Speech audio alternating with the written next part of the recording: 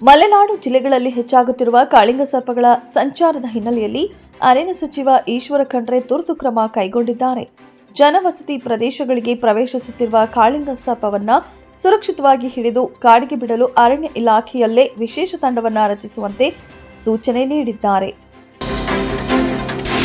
ನಾಯಕ ಸಮಾಜಕ್ಕೆ ಸೇರಿದ ಸಚಿವ ಸತೀಶ್ ಜಾರಕಿಹೊಳಿ ಕೂಡ ಮುಂದಿನ ದಿನಗಳಲ್ಲಿ ಮುಖ್ಯಮಂತ್ರಿಯಾಗಬೇಕಿದೆ ಎಂದು ಶಾಸಕ ಜಿಟಿ ದೇವೇಗೌಡ ಹೇಳಿದರು. ಚಿಕ್ಕಮಾದು ಅವರನ್ನ ಜೆಡಿಎಸ್ಗೆ ಕರೆತಂದು ಎಚ್ಡಿ ಕೋಟೆ ಕ್ಷೇತ್ರದಲ್ಲಿ ನಿಲ್ಲುವಂತೆ ಮಾಡಿಸಿದ್ದೆ.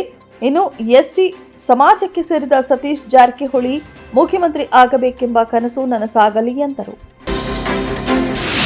ಬ್ರಿಟನ್ನಿನ ದೈತ್ಯ ಕಂಪನಿಗಳಿಂದ ರಾಜ್ಯಕ್ಕೆ ಬಂಡವಾಳ ಆಕರ್ಷಿಸಿ ಕೈಗಾರಿಕಾ ಬೆಳವಣಿಗೆಗೆ ಇಂಬು ನೀಡುವ ಉದ್ದೇಶದಿಂದ ಬೃಹತ್ ಮತ್ತು ಮಧ್ಯಮ ಕೈಗಾರಿಕಾ ಸಚಿವ ಎಂಬಿ ಪಾಟೀಲ್ ಕೈಗೊಂಡಿರುವ ಇಂಗ್ಲೆಂಡ್ ಪ್ರವಾಸ ಸೋಮವಾರದಿಂದ ಆರಂಭವಾಗಿದೆ.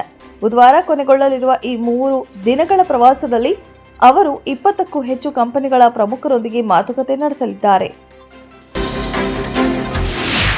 ಬೆಂಗಳೂರು ತಾಣಿಸಂದ್ರದಲ್ಲಿ ವಂದೇ ಭಾರತ್ ಸ್ಲೀಪರ್ ರೈಲುಗಳನ್ನು ನಿರ್ವಹಿಸುವ ಡಿಪೋ ನಿರ್ಮಾಣಕ್ಕೆ ಟೆಂಡರ್ ಆಹ್ವಾನಿಸಲಾಗಿದ್ದು, ಬಿಡ್ ಸಲ್ಲಿಸುವ ಅವಧಿಯನ್ನ ನೈಋತ್ಯ ರೈಲ್ವೆ ವಿಸ್ತರಿಸಿದೆ.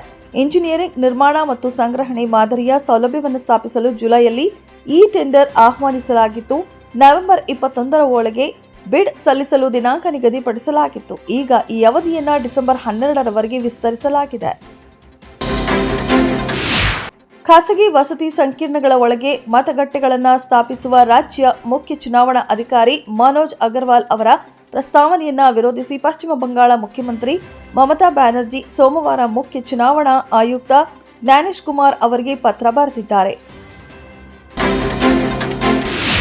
ಸರ್ಕಾರಿ ಸ್ವಾಮ್ಯದ ಹಿಂದೂಸ್ತಾನ್ ಏರೋನಾಟಿಕ್ಸ್ ಲಿಮಿಟೆಡ್ ಸೋಮವಾರ ತನ್ನ ಹೂಡಿಕೆದಾರರಿಗೆ ತನ್ನ ವ್ಯವಹಾರ ಕಾರ್ಯಾಚರಣೆಗಳು ಆರ್ಥಿಕ ಕಾರ್ಯಕ್ಷಮತೆ ಮತ್ತು ಭವಿಷ್ಯದ ವಿತರಣೆಗಳ ಮೇಲೆ ಯಾವುದೇ ಪರಿಣಾಮ ಬೀರುವುದಿಲ್ಲ ಎಂದು ಭರವಸೆ ನೀಡಿದೆ. ತನಿಖೆ ನಡೆಸುವ ಸಂಸ್ಥೆಗಳಿಗೆ ಕಂಪನಿಯು ತನ್ನ ಸಂಪೂರ್ಣ ಬೆಂಬಲ ಮತ್ತು ಸಹಕಾರವನ್ನು ನೀಡುತ್ತಿದೆ ಎಂದು ಎಚ್ಎಎಲ್ ಷೇರು ವಿನಿಮಯ ಕೇಂದ್ರಗಳಿಗೆ ಸಲ್ಲಿಸಿದ ಅರ್ಜಿಯಲ್ಲಿ ತಿಳಿಸಿದೆ. ಯುದ್ಧವನ್ನ ಪ್ರತೀಕಾರ ಅಥವಾ ಮಹತ್ವಾಕಾಂಕ್ಷೆಗಾಗಿ ಮಾಡಬಾರದು, ಬದಲಾಗಿ ಧರ್ಮ ಸ್ಥಾಪನೆಗಾಗಿ ಎಂದು ಪಾಂಡವರಿಗೆ ಶ್ರೀಕೃಷ್ಣ ನೀಡಿದ ಸಂದೇಶದಿಂದ ಪ್ರೇರಿತವಾಗಿ ಆಪರೇಷನ್ ಸಿಂಧೂರ್ ಸಮಯದಲ್ಲಿ ಭಾರತ ತೆಗೆದುಕೊಂಡ ಕ್ರಮ ಎಂದು ರಕ್ಷಣಾ ಸಚಿವ ರಾಜನಾಥ್ ಸಿಂಗ್ ಹೇಳಿದ್ದಾರೆ. ಅಮೆರಿಕ ಅಧ್ಯಕ್ಷ ಡೊನಾಲ್ಡ್ ಟ್ರಂಪ್ ಅವರು ಚೀನಾದ ಅಧ್ಯಕ್ಷ ಶಿ ಜಿನ್ಪಿಂಗ್ ಅವರೊಂದಿಗೆ ದೂರವಾಣಿ ಕರೆ ಮಾಡಿ ಮಾತನಾಡಿದ್ದಾರೆ. ರಷ್ಯಾ ಪರಿಸ್ಥಿತಿ, ಫೆಂಟನಿಲ್ ಸಮಸ್ಯೆ, ಸೋಯಾಬೀನ್ ಮತ್ತು ಇತರ ಕೃಷಿ ಉತ್ಪನ್ನಗಳು ಸೇರಿದಂತೆ ಹಲವಾರು ವಿಚಾರಗಳನ್ನು ಇಬ್ಬರು ನಾಯಕರು ಈ ಸಂಭಾಷಣೆಯಲ್ಲಿ ಚರ್ಚಿಸಿದ್ದಾರೆ.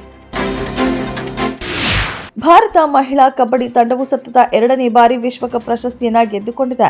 ಬಾಂಗ್ಲಾದೇಶದ ಢಾಕಾದಲ್ಲಿ ನಡೆದ ಫೈನಲ್ ಪಂದ್ಯದಲ್ಲಿ ಚೈನೀಸ್ ತೈಪೆಯನ್ನ 35-28 ಅಂಕಗಳಿಂದ ಮಣಿಸಿ ಭಾರತ ಚಾಂಪಿಯನ್ ಪಟ್ಟ ಅಲಂಕರಿಸಿದೆ.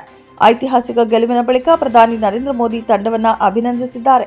ಈ ಸಾಧನೆ ಭವಿಷ್ಯದ ಪೀಳಿಗೆಯವರಿಗೆ ಕ್ರೀಡೆಯ ಕಡೆಗೆ ಸ್ಫೂರ್ತಿ ನೀಡುತ್ತದೆ ಎಂದು ಹೇಳಿದ್ದಾರೆ.